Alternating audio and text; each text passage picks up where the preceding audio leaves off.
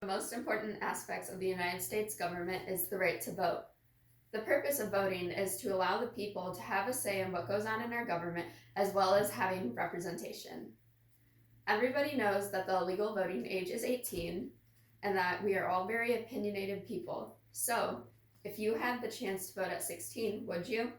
My name is Julia Campbell, and I have worked the past 3 elections, including the local, the primary, and the presidential election.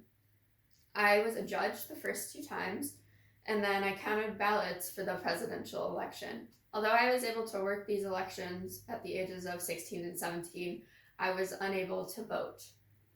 People who are 16 years old need their interests represented in government, so they deserve the right to vote to avoid unfair laws and to ensure fair representation. First of all, the current problem with our voting system is that teenagers are not being represented and have no say in the government policy, even though it affects us. Laws passed that affect the young population are voted on by much older individuals.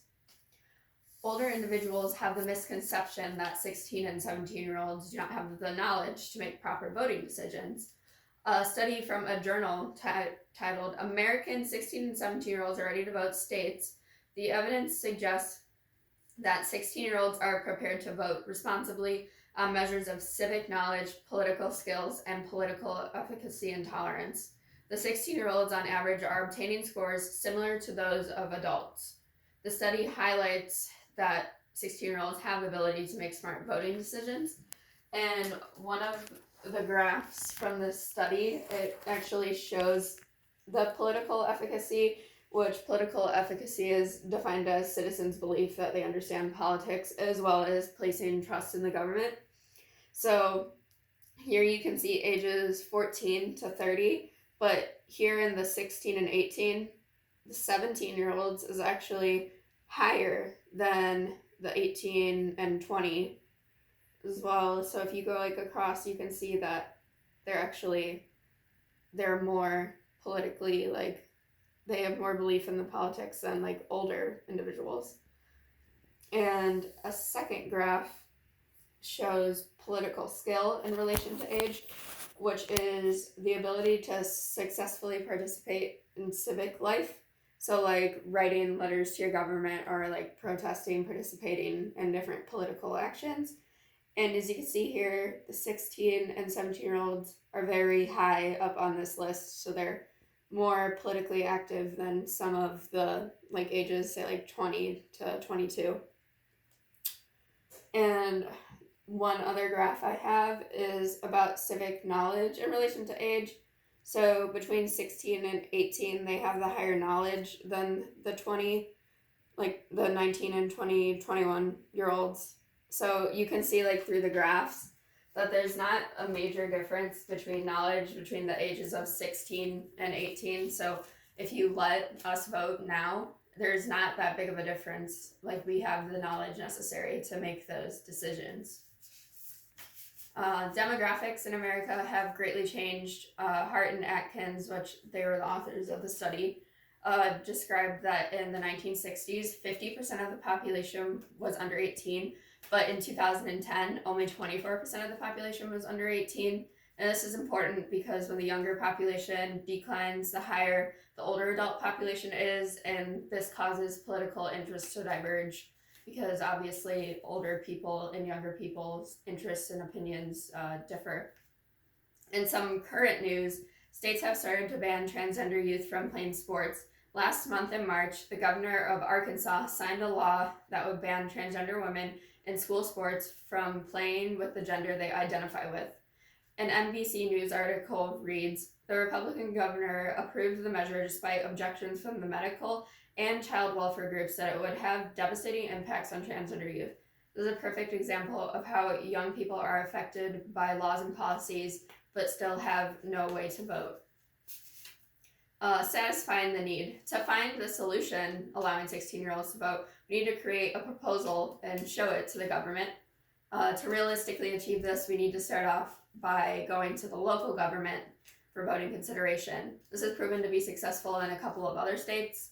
A report done by the National Youth Rights Association showed that 16-year-olds in Berkeley and Oakland, California were able to vote in school board elections.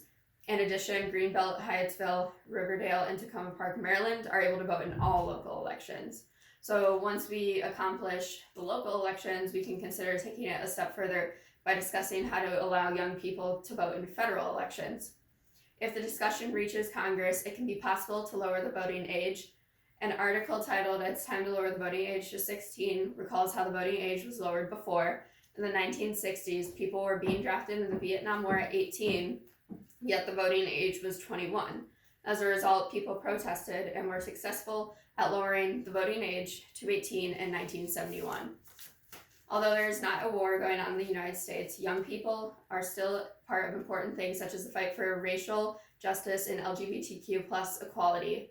Thus, it is important for them to vote. Visualizing the results. If you consider my proposal to allow 16-year-olds to vote, you will see yourself represented in the government and improvement in policies.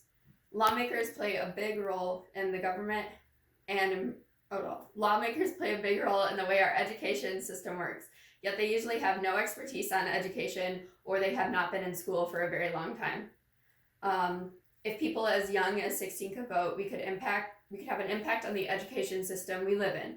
Right now, older individuals are deciding the fate of our schools. By allowing younger people to vote, we will be representing schools in a more accurate light.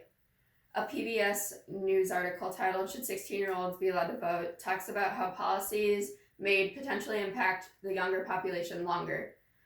Legal fellow Dave O'Brien is quoted in the article saying, 16 and 17-year-olds are affected by the same policies or even policies in a different way than the older voters are.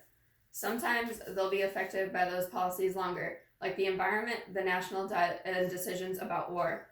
So if more young people are able to vote, policies related to these topics would improve because they would have input from a larger group.